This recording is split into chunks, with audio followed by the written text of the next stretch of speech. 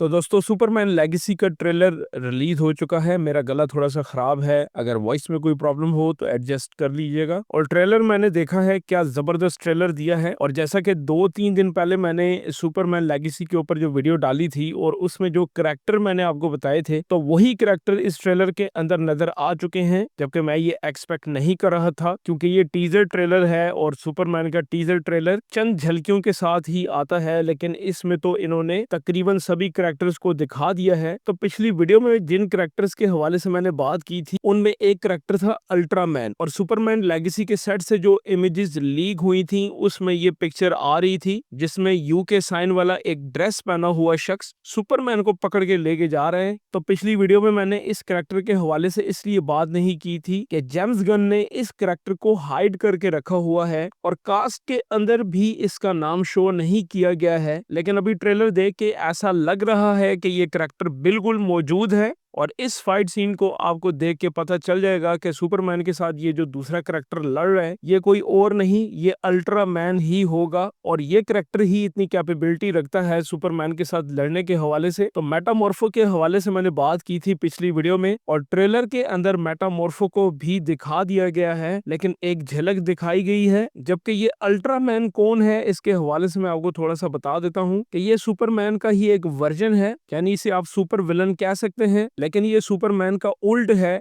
जैसा कि सुपरमैन की वीकनेस ग्रीन क्रिप्टोनाइट है, तो ये अल्ट्रामैन की ताकत है। जबकि अल्ट्रामैन की कमजोरी सन की येलो लाइट है, जबकि सुपरमैन की ये ताकत है। और इसी तरह अल्ट्रामैन की एक और वीकनेस है ब्लू क्रिप्टोनाइट। और अल्ट्रामैन के पास भी तकरीबन वैसी ही ताकतें हैं जैसी सुपरमैन के पास हैं। तो मैं इसकी डिटेल में ज्यादा नहीं जाऊंगा। और इस ट्रेलर से पहले जो मैंने वीडियो अपलोड की थी, उसमें मूवी के स्टाइल के हवाले से जो मैंने बात की थी कि ये movie justice league 3D movies और सीरीज जो आती थी, ये उसी की तरह दिखने वाली मूवी हो सकती है। तो ट्रेलर को देख के बिल्कुल वैसा ही लग रहा है कि जेम्स गन ने उसी पैटर्न पे ये मूवी बनाई है, क्योंकि इसमें आपको जस्टिस लीग के वैसे ही मेंबर्स नजर आ रहे हैं। हॉक गर्ल, ग्रीन लैंटर्न और भी डिफरेंट करैक्टर्स हैं जो इस मूवी के नेक्स्ट आने वाले ट्रेलर में भी दिखाए जा सकते हैं डिटेल में। जबकि इस ट्रेलर को देख के ये चीज वाज़ह हो रही है कि लेक्स लूथोर मूवी का मेन विलन होने वाला है। और ये करैक्टर अदा किया है निकोलस होल्ट ने।